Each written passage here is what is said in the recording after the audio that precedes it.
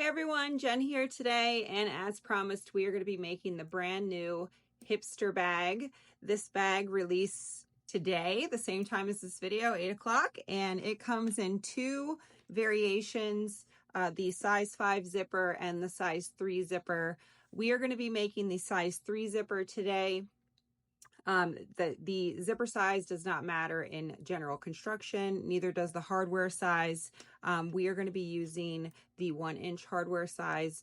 In this sample, you can also see the 1 1/4 inch size hardware. So this bag is actually made out of vinyl, and this bag can be made with vinyl. Obviously, it needs to be nice and pliable and soft to hold up to the folding over the edges here.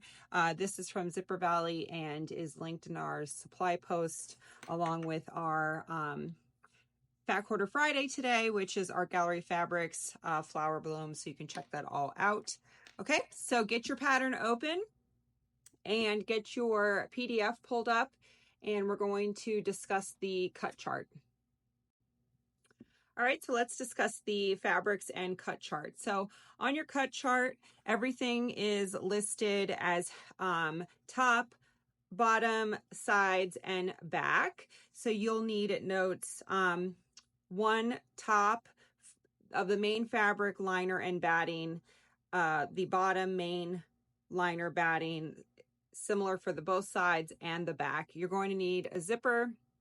You'll note the size of zipper on your cut chart. That is the minimum size zipper that you need. We will be cutting the zipper down. So as long as you have the minimum size, it doesn't matter how long it is. So this zipper is quite long for what we need, but it's the color I need. So we're going to cut that down. And then you're going to need two pieces of webbing or fabric strap if you are going to go that route for your D-ring connectors. So these are cut to the cut chart. I believe it's 3.5 inches each. And then two D-rings for the bag. I prefer to use poly mesh cutaway for this bag. You can use tearaway, but just realize it's going to be left in your bag, so it might change the way your bag feels and you might hear it. So poly mesh is what we are going to be using today. As for the batting that I am using, I'm actually using the Quilter's Dream Request. In the previous video, if you watched the introduction to the bag, I mentioned the 80/20 polyester, which I do love. I just ran out, so this is what we're going to use today. We will not be using interfacing because I am using batting. If you do not want to use batting, it's highly recommended that you use SF101, or I use the ThermoWeb Soft, which is a comparable product to SF101 on the outer pieces. So all of your mains should have interfacing if you're not using batting. If you're using vinyl, canvas, or cork, you definitely do not need interfacing. You could try to use batting, but I'm not sure that you really would need to. That's personal preference and what your machine can handle. So we're going to go ahead and get the file loaded on the machine, and we're going to get into this. All right, so I have the file pulled up on my machine. We will not be stitching on camera, so we're going to walk through to keep this video in a decent time. So I will run the stitching off camera. We'll go through steps live right here. So I have a piece of fabric underneath the poly mesh just so you can see the stitching a little easier. If you've never used poly mesh, it's great. I use it for pretty much everything now that requires cutaway. It's nice, lightweight, pliable, and can be used in mug rugs, mini quilts, hot pads, all the bags. So it's a great staple if you want to buy a nice big roll or pre-cut sheets. Okay, so I went ahead and I ran step 1 right onto the stabilizer. You can see the bag here. We are making the 7x11 size. So you can see here's the zipper placement, the top, the bottom, and both sides. So once you run your full placement, the next step is going to be to tack your zipper down. So I am using medical tape. I use the Sulky brand. I think they just call it embroidery tape.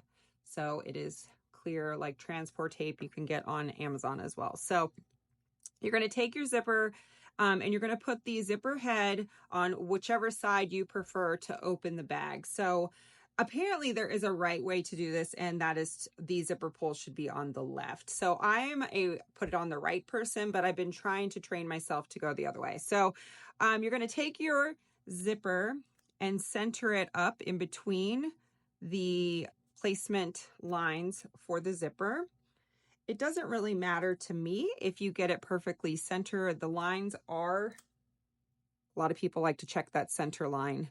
I do not. So I just make sure that the zipper is centered between the outer lines. You want to tape it into place.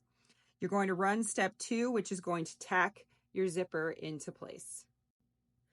Okay, so the zipper is tacked into place and I removed all of the tape. You don't need that currently, and you can just leave the zipper as it is. We will cut that down later.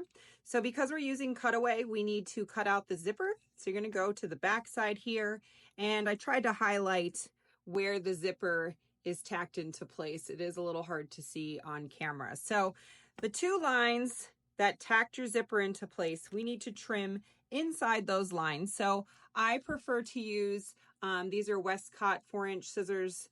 They aren't as sharp on the end as my Kai scissors.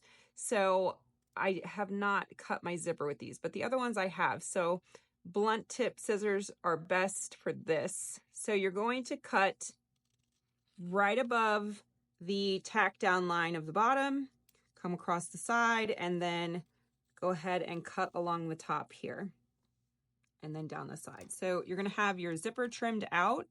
Again, if you're using tearaway, you can just leave this in place and you can deal with the tearaway at the end. Okay, so I'm going to flip this way just so we can see better. All right, so the next step is going to be the top of the bag.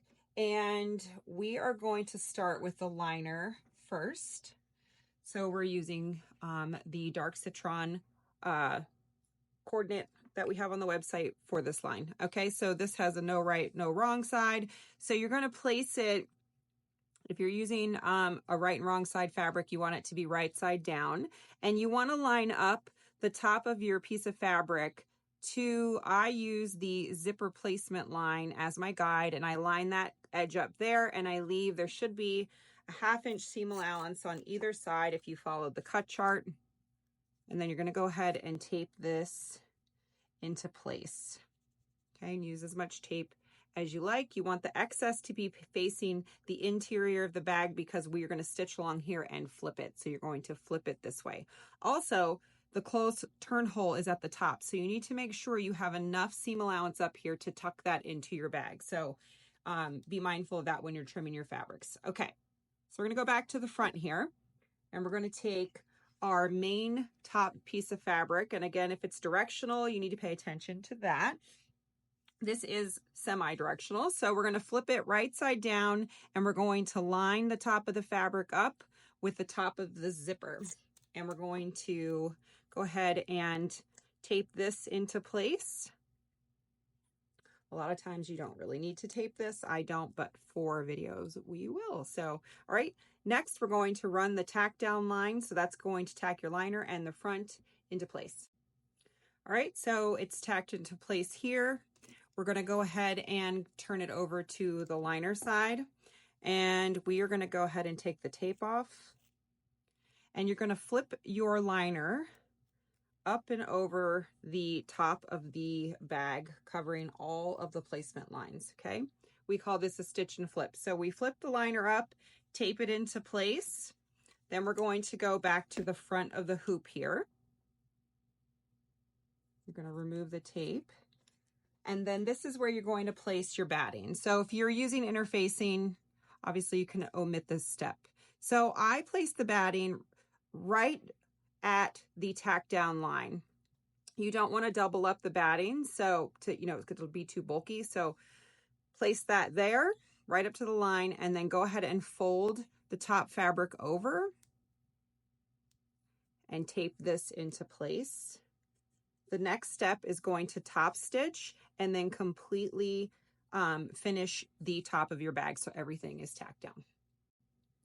Okay, so the top of our bag is in place. Everything looks good. We're going to go ahead and flip this to the back side, And you'll note that that is also in place. The liner is not wrinkled or anything like that. So we're going to take the bottom of our bag pieces now, and we're going to take the liner piece and we're going to repeat the same process. So we're going to go ahead and line the fabric up again to that zipper placement line. Go ahead and tape this into place. We're going to flip it back over. We're going to take the top fabric and we're going to flip it over right side facing the hoop. We're going to go ahead and line that up to the bottom of the zipper tape there. Go ahead and tape this into place. Okay, so I'm going to go ahead and tack this down. All right, so the front and the liner are tacked into place here. Go ahead and remove that tape. And then we're going to flip it over.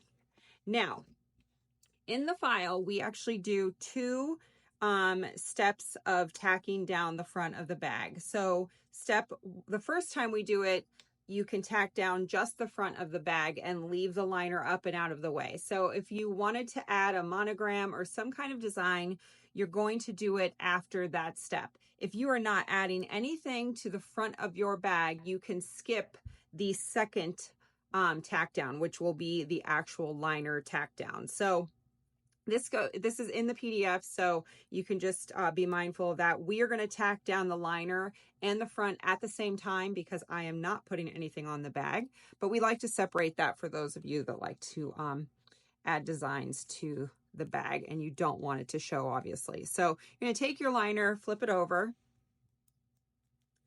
We're going to tape this into place. I'm going to go back to the front here. We're going to flip over the front. Well, actually, we're not going to flip over the front, are we? We are going to line the batting up.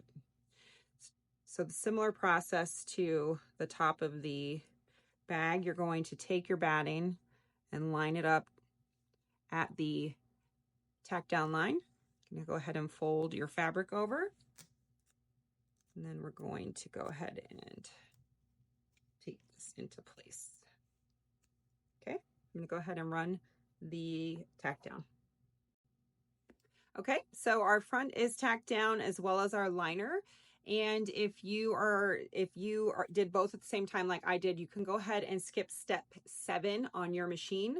So the next step we're going to do is the left side of the bag. If your hoop is this way, it's going to be the top of the bag. So we're going to go ahead and open our zipper at this point. So I put it in the middle. You're also going to trim down your zipper. So if you prefer to not trim your zipper down until the sides are on, that is absolutely okay. Some people will be uncomfortable that there's no stitching here. So if you prefer, you can attach your side, then trim your zipper once some stitching is in. Makes no difference to me which you prefer. I didn't have any problems with my zipper, but you know, again, personal preference. So if you follow the cut chart, you'll have a 1/2 inch seam allowance on either side, and that is perfect. If you did not, you'll want to trim it to a 1/2 to possibly a 1/4. I would not go any smaller than that. You don't want to have too much bulk, but you also, if you cut it too close, it's going to create this weird bump in your design. So make sure you do leave a seam allowance. A 1/2 inch for me seems great. The zipper I cut down to similar size here, so I'm going to go ahead and trim the sides of the zipper off there and there. Okay, and then we're going to go ahead and flip it over because we are going to repeat the same process. And at this point, I always forget which side of the hoop is the top. So, okay, so we're going to go ahead and line up the liner here with the seam allowance of the other liner pieces. Tape it into place. I'm going to flip it back over. I'm going to go ahead and take that top main, make sure it's whichever way you want it to be, right side down. Go ahead and place that.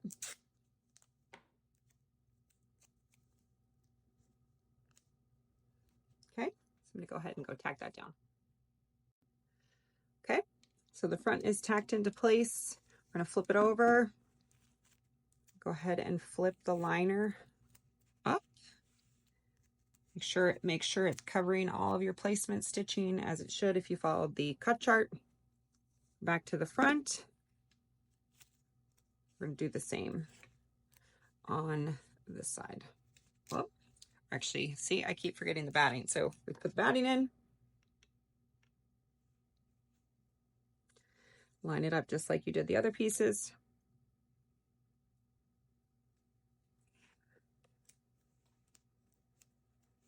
And then return it to your machine and finish tack down. Okay, so that is tacked into place. We're gonna go ahead and do the right side. So let's flip this over. If you've noticed, the theme is that they all are applied the same way. And just make sure that you have all of your placement stitching covered correctly. Tape this down.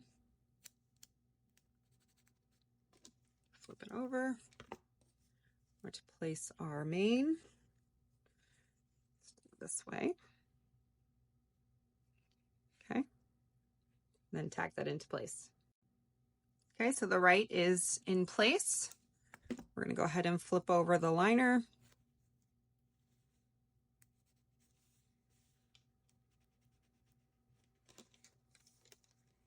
Place the batting because I remembered this time. Use the tape from these pieces. Okay. All right. We'll tack that into place. Okay, so that is all together. The liner looks great. Everything looks clean. So while I was at the machine, after I ran the tack down for this side of the bag, I went ahead and ran the placement stitching for our strap tabs. So you can see here, right there, and right there is our placement. And it comes out about a ½ inch outside of the bag. So you should be able to see it nicely while you're doing your straps. So I am going to be using webbing. So we have 3½ inch webbing here. And what I like to do is measure my webbing where I'm going to place it. Okay, we zoomed in here a little so you could see. So go ahead and loop your webbing through your D-ring. I like to clip the bottom just to hold it into place for me. And if you are more comfortable making these longer, that's totally fine. See here. All right, so I'm using a air erase pen here, Soul Line pen. What I like to do is take from the bottom of the hardware, which is about right here, and measure 1 inch and then make a line. And then I use that as a guide for where to place my tab on the bag. You don't want your tabs to be too close to the edge because your foot could possibly hit the D-ring. So if you want them closer and your foot height can be adjusted, just be mindful you need your foot to be able to glide across, or not across, but along the side of these D-rings. So, all right, so we're going to go ahead and place these. Okay, so it's going to go ahead and do the top of the bag first and then the bottom. So using your line here that you drew, you're going to line that up with the placement line of your strap. Here's it zoomed in. So here's the placement, which is 1.5 inches is the placement guide. So that gives you plenty of room for 1 inch and 1.25 inches. So here's my line. It is lined up with the side of the bag with the tab inside. You're going to go ahead and run the next step, which will sew right over this, and then it's going to come up and it's going to end at the top of the bag. That is to force your machine for your foot to glide this way instead of this way across and over your D-ring, possibly over your zipper. So your zipper, if your foot does not adjust, mine does, be mindful of where your zipper is placed. or how low your foot possibly could be and if it's going to drag and hit your zipper. So you can move your zipper over slightly, or you can just adjust your foot height. So I'm going to go ahead and tack this into place, and I'm going to go ahead and tack the bottom. Okay, so our tabs are tacked into place on either side. Take that clip off. Okay, again, if you like them a little closer, go ahead and shift them. Just be mindful of your foot. So if you leave these a little too long, I highly recommend taping down your D-rings just in case, just so it ensures they stay out of the way. Okay, so you're going to go ahead and take your main fabric. This is your back of your bag. You're going to place it right side up, or right side down, excuse me, right side down, and make sure it covers all of your placement lines. And then you're going to take your batting and lay it directly on top of your fabric. You're going to go ahead and run the next step, which will tack this all into place. Okay, so the back is tacked into place here. Our final sewing step is going to be the liner. Look how nice that looks, so clean. So again, the turn hole is at the top of the bag. So you're going to want to have your excess of your liner towards the top so you have something to tuck into your bag. So place your liner, leave about a 1/2 inch seam allowance at the bottom. The rest of the seam allowance you want to be up top. I'm going to go ahead and tape this into place. Now, I always tell everyone in classes, make sure that you tape really well on the liner. If you're going to mess up anywhere, this is really where it's going to happen. It can get just caught up underneath the hoop, especially with all this tape and such. So go ahead and tape this into place. Then you're going to go ahead and run your final stitch, which is going to tack down your liner. Okay, all the stitching is done. Here is our liner. Looks great.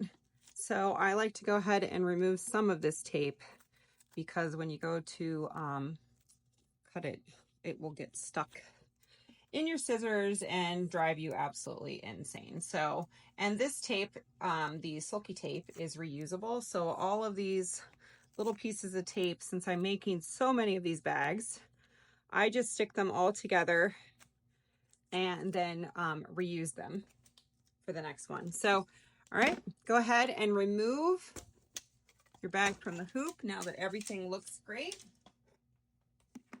Go ahead and flip it over, and I'm going to mark this so you can see. So here is our turn hole, and you'll notice we have some reinforcement stitches right here. This kind of helps the fabric to keep from fraying when you're turning it. So you're going to go ahead and trim on the turn hole here. Leave yourself the turn hole flap to tuck into your bag. So you're going to trim down, and then we're going to go ahead and come around the bag, clip the corner.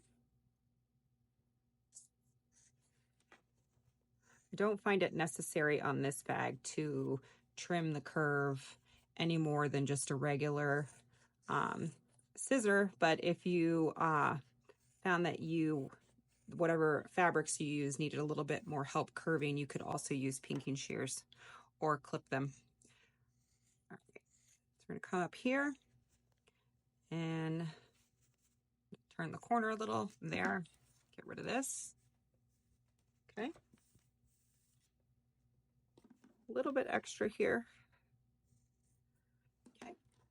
So at the turn hole, you're going to go ahead and separate the batting, the outer fabrics, and the stabilizer.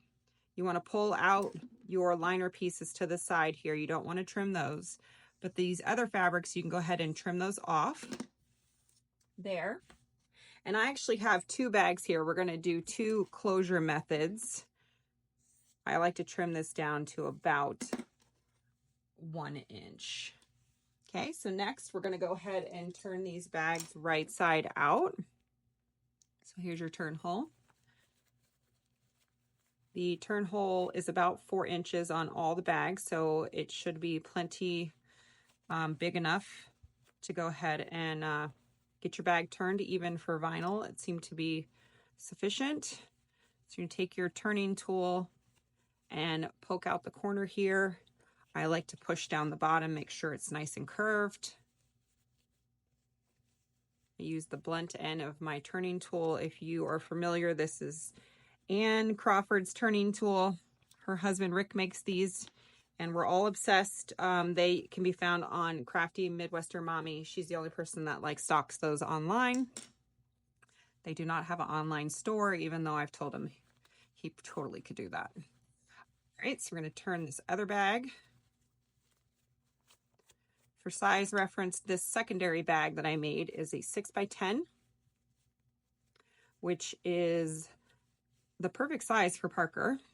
It holds her iPhone and like a little chapstick, her little zippy wallet, and that's pretty much it. That's all she puts in her thing there. All right, so we have 6x10 and the 7x11. Okay, so now I'm going to go ahead and give them a press. This is a good time to have your tool too if you have to push out any more of the edges. You guys seem to be obsessed with any kind of iron I use. So I have been through, this is now my 4th or 5th mini iron of some sort, and I have had nothing but issues with mini irons. And I use the mini iron mostly for doing foundation paper piecing. Parker also likes she much prefers the mini iron when she's sewing. It's just easier for her to handle. So we had two, one was a Dritz brand. There was, I forget the others, another little brand that's similar to Dritz. And then I had the Alizio, whatever that is. I have no doubt you know what I'm talking about. The little mini iron to the large one, and that one gets so hot that you can't even barely hold the iron. And it also blew the fuse of my plug, and I ended up dropping it on accident, and the whole thing broke anyway. So I guess that was a blessing that I just broke the whole thing, because it drove me crazy how much I paid for it, and then I could barely use the thing. So the two smaller ones, the Dritz, they also get too hot on the outside, and they don't seem to press as well. They don't have an auto shut off. So none of these little mini irons have an auto shut off. And I tend to leave my irons all plugged in because I forget about them. So my big irons have auto shut off, which is great, right? You're not just leaving your iron running 24 hours a day. So my goal was to find another mini iron that didn't get hot on the outside so I could handle it, and then had an auto shut off. So this little, it's a Chai, you know, like the flat irons. I have their flat iron, and I've had it for years and years and years, and it's great. And so they have this little, they like a travel mini iron. I'll link it down below, and it is fantastic. It has an auto shut off. You can put water in it, which I don't use water for in the hoop, but you can. And then it has like several settings. It doesn't get hot at all on the outside. Parker actually really likes it. She said it's weighty, so it's not too light to handle. Okay, so I love it. All right, so the first closure method we're going to use is the hem tape. So hem tape, the Heat and Bond hem tape, comes in 2 sizes. So this looks like to be about a 1/2 inch or so, and this is, I don't know, about 1 inch. I prefer the inch for bags.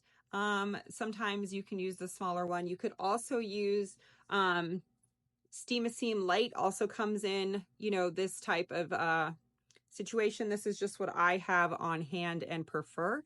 So you're going to go ahead and tuck your turn hole into the inside of your bag here. And since we are going to use the iron-on kind, I'm going to go ahead and iron this into place.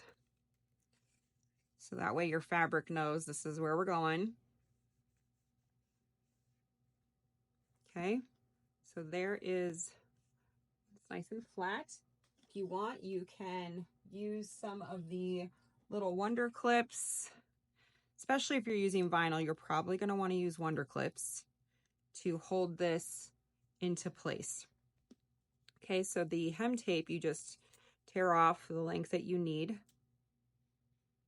And I'm going to do this in 2 sections.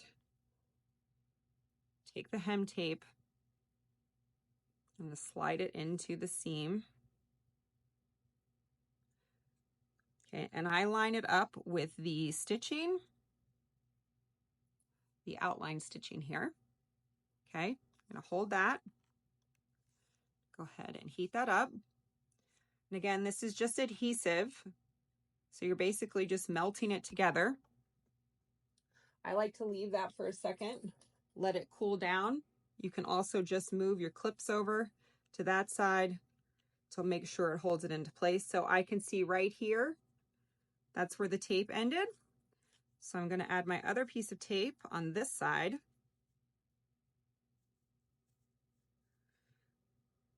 Okay, and I'm going to line that up again with the stitching here. Go ahead and iron that.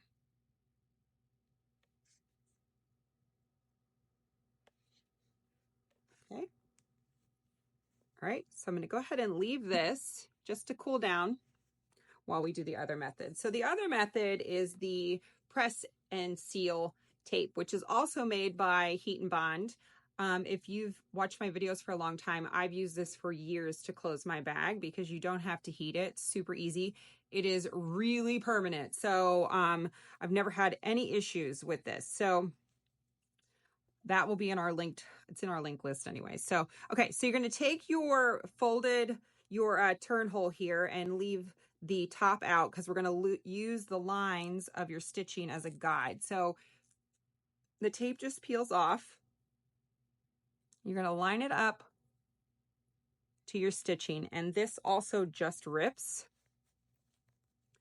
Okay, so you're going to line it up to your stitching here, and you just rub that into place with your fingers. Okay, so leave the backing on here. Go ahead and turn this in towards the bag. Make sure everything is not wrinkled up here. I can feel a little wrinkle right there. Okay, so the trick to this tape is to only peel off the backing in tiny sections. If you pull off the whole backing, trust me, it's going to get stuck everywhere. It's going to get caught. It loves to get caught on my fingernails, so hopefully we won't have that happen right now, but that is a thing. So once you get the tape started here, which is always a challenge for me with these nails, they're cute, but it can be a little bit of a pain. Let me use my scissors here.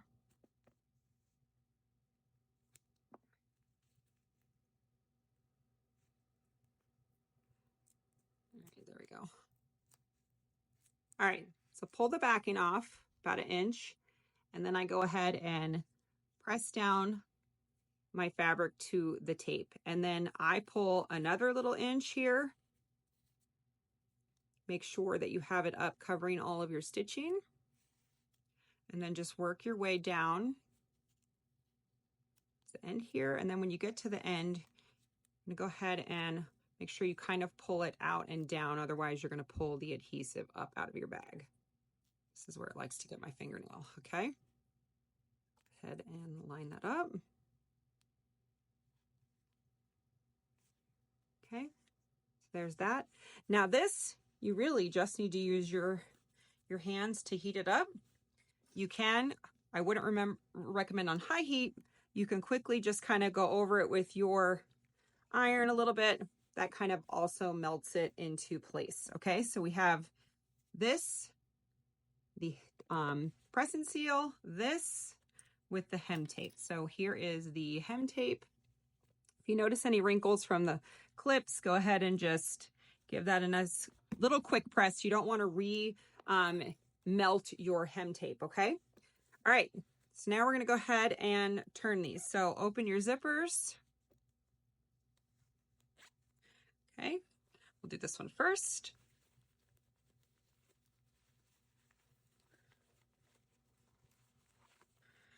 Okay, we're going to take the tape off of our hardware, which I forgot about. And now I have it kind of wound up because I forgot about it. All right, real quick. Pull out your sides. Take your turning tool and press up your corners. And then press out the bottom of your bag here. Okay. So if you watch the intro video of why we put the turn hole up top, is because one, it is really hard to close a bag on the curve, and you don't actually see this turn hole at all. So if you're wearing this bag like this, you're looking down to the bag, right? You're putting your phone or whatever. That's where you would see any kind of stitching, or if there was a problem with your turn hole there. But at the top, you're not actually looking at it. So you can see this is what it looks like. It's nice and closed. Looks great. Okay, go ahead and give this a nice press. Make sure that if you used the webbing that you don't hit the webbing. You don't want to melt the webbing. Okay, so just be mindful of that. All the wrinkles out. Okay, so there's one. All right. This one I did not tape down the hardware, so we don't have to worry about that. This print is so fun. I added this. I went back on to order more of a couple of the prints for Fat Quarter Friday, and I found this one. I must have missed it the first time, and I would have ordered it. So I went ahead and ordered it to add to the bundle. That's why we have 7 instead of the normal 6, because I just loved it. And I'm so glad that I did, because it's bright without being like neon orange, but it is a nice bright orange. And the flowers are super fun. Parker really, really loved it. She's going to be stoked. I made her a bag out of this print. I made her a sunglass bag out of it, and she loved it. So now she's going to have another bag here. So here are 2 finished bags. This is the other hole closure, if you would want to see that.